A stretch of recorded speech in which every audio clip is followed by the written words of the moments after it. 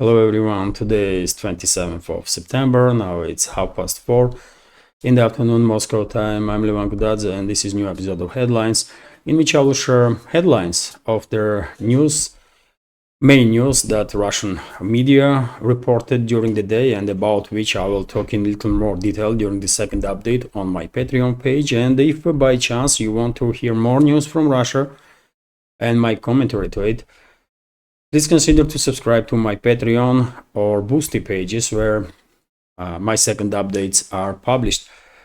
Links are under this video in the description box and in the pinned comment. That's being said, as you can see dear friends, I'm indoors today in this I'm recording in this improvised studio because today weather is quite windy and rainy here in Moscow, and I was unable to make video outside, at least headlines.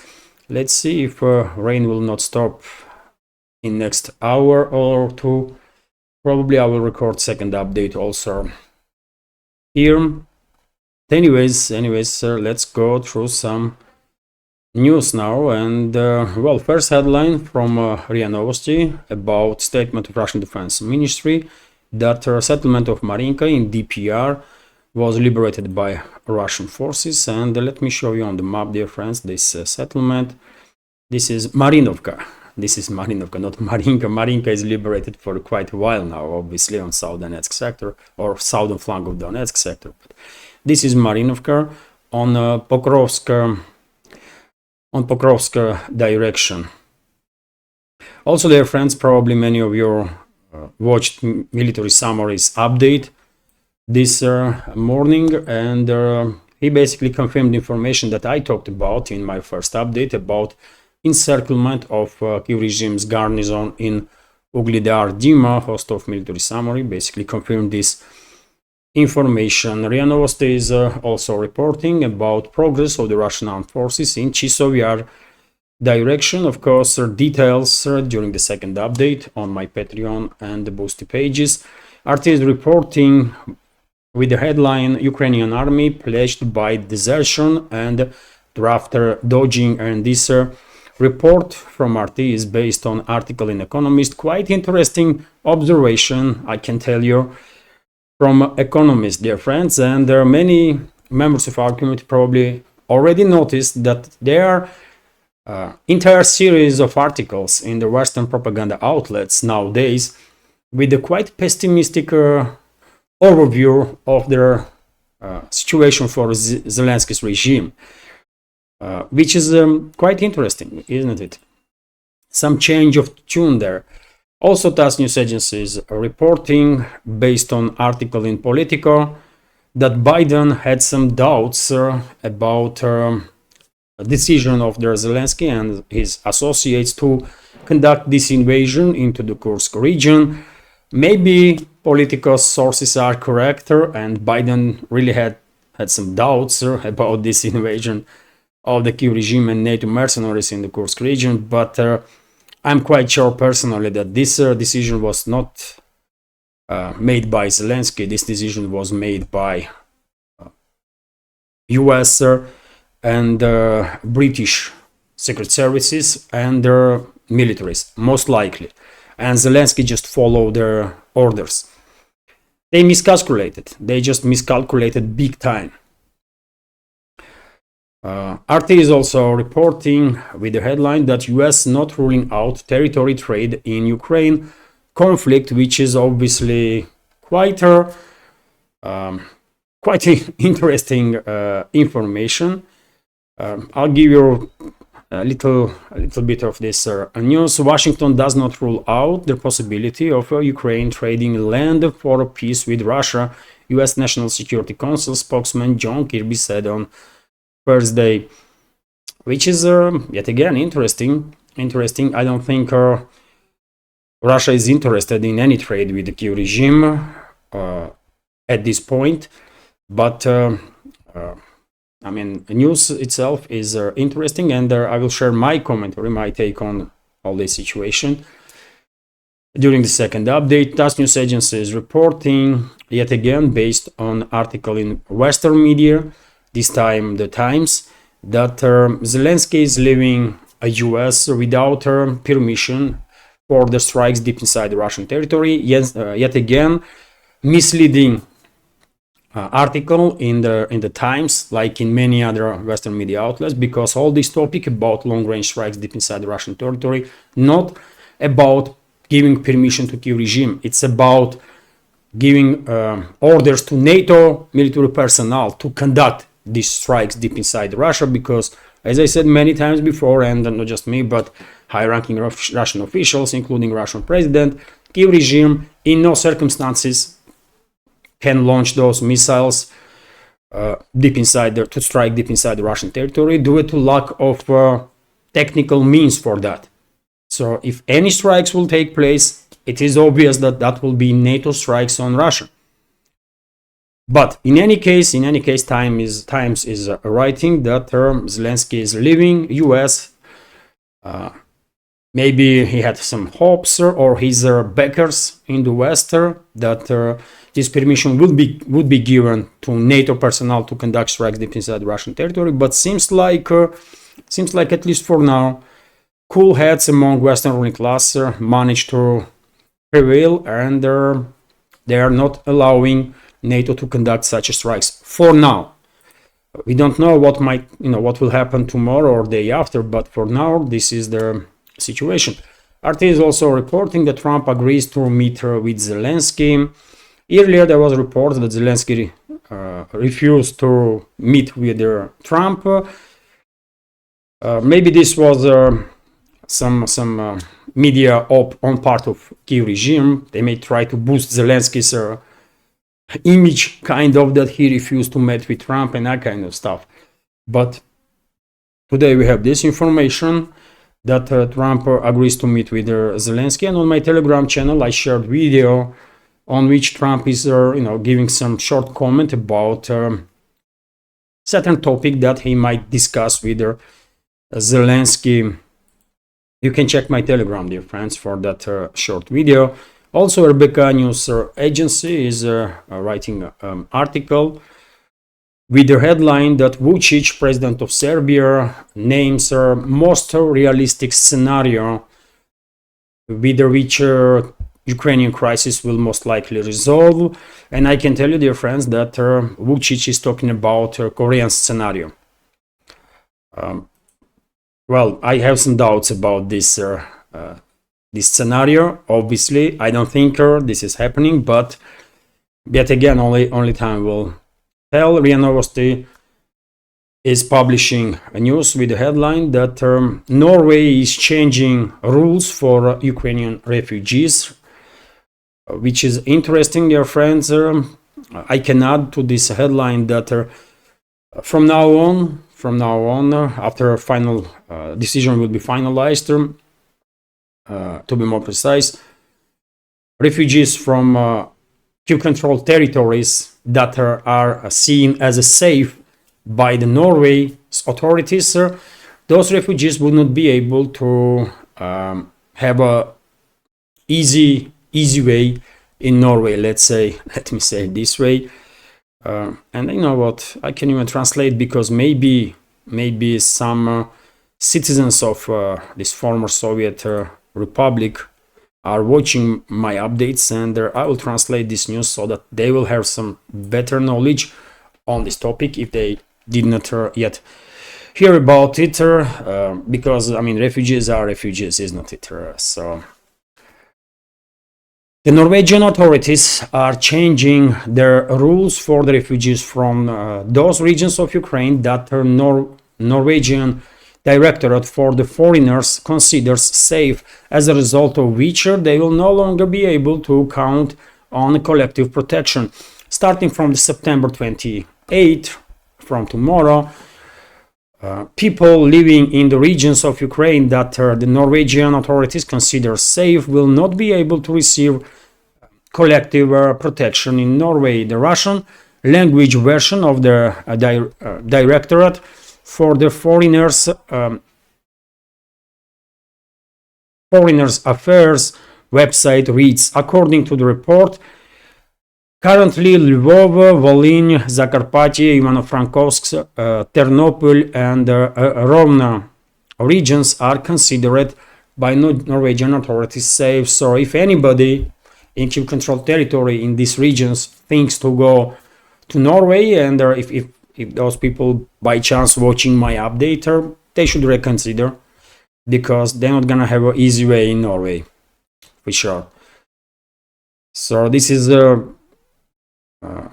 interesting news, and I guess other European states will follow, and most likely this is one of the ways that EU member states or European states will try now from now on to maybe force citizens of these former Soviet republics to stay in Ukraine, not to move towards the euro, because they would not receive benefits that first waves of the Ukrainian refugees benefited from, and most likely some additional steps will be taken so that refugees in Europe will be forced to go back to Kyiv control their territory under whatever pretext. Western ruling class will come out with a formalization, especially to force military age male refugees in Europe to go back to Kyiv controlled territory, then being forcefully mobilized and sacrificed for geopolitical agenda of the West. RBK News Agency is reporting that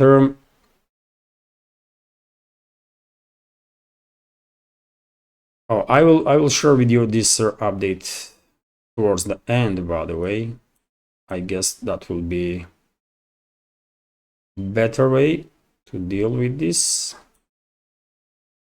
And I will continue with some other headline now. RIA Novosti is reporting that in St. Petersburg's shipyard, a new Russian frigate, Admiral Isakov, of the 22350 project was launched. So Russian Navy soon to receive addition. Interfax, and these are new frigates, by the way. They are all carriers of the long-range precise weapons, obviously, and some of them are carriers of their hypersonic weapons. Interfax is reporting that Russian missile forces, strategical missile forces, are conducting exercises in Orenburg region of Russia.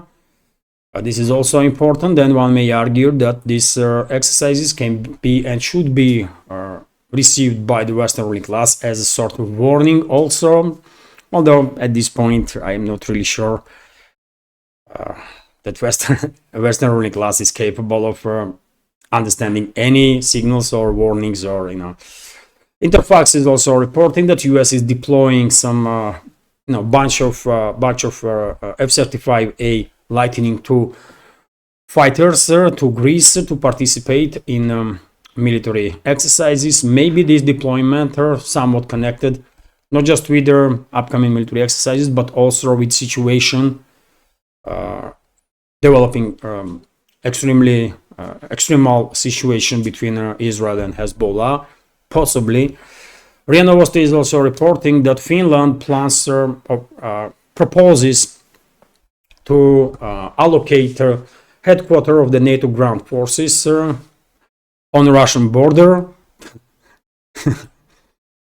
Okay, I mean, these guys, man. Okay. RT is reporting that Sudanese army launches a major offensive. Their Sudanese armed forces has launched a major offensive in the country's capital, Khartoum, to regain territory previously lost to their paramilitary rapid support forces when civil war broke out more than a year ago, according to multiple media reports.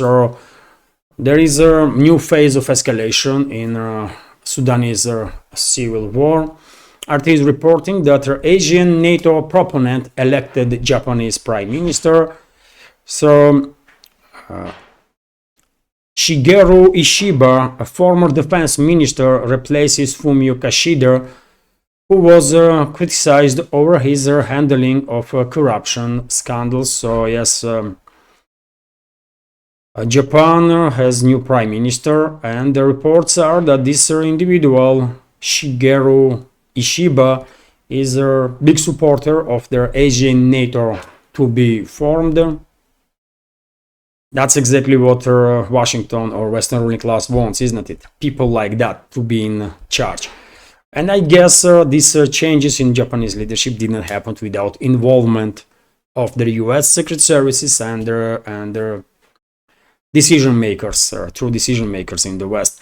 Vzglyad newspaper is reporting that Prime Minister of Georgia reminder citizens, his fellow citizens, that number of Ukrainian high-ranking officials several times were calling Georgia to open second front against Russia. And in Georgia, dear friends, nowadays, in preparation, in a pre-election period, there is a banners, according to reports that I see all around the country, when the ruling party, Georgian Dream, is comparing some views in Georgia and some views from Ukraine, and their difference is colossal, obviously, and I guess one of the main directions of this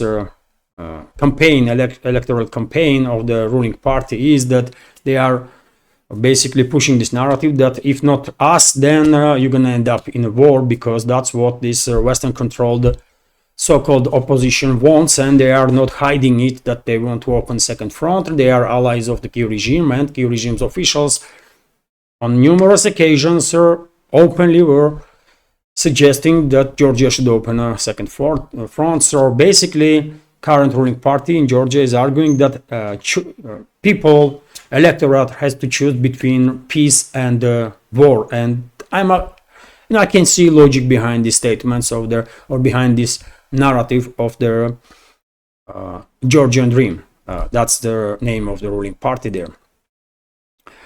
RBK News Agency reporting that Google made comments about some difficulties that Russian citizens are experiencing when they try to open new account, and well, seems like Google's administration not yet planning to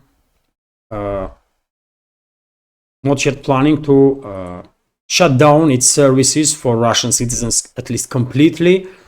Of course, additional information in my second update on Patreon and Boosty. Also, dear friends, TASS news agencies report that the Russian scientists are not planning to impose some sanctions on Western scientists or foreign scientists, despite opposite actions of their European colleagues that are basically prohibiting Russian scientists and basically forcing Russian scientists out from Switzerland, for example, where Russian experts were participating in work of this big Hadron Collider, basically since the beginning of this project. And now, just because they are Russian citizens, they've been forced out, and we have information here that Russia is not planning to answer in a similar way, and Russia is still open for cooperation with their foreign scientists. This is definitely the right way to go, and it is shame on European scientific community that Russian scientists being forced out. Should not happen, but yet again, even scientific field is extremely politicized in the West, isn't it? And finally, dear friends, headlines from Interfax that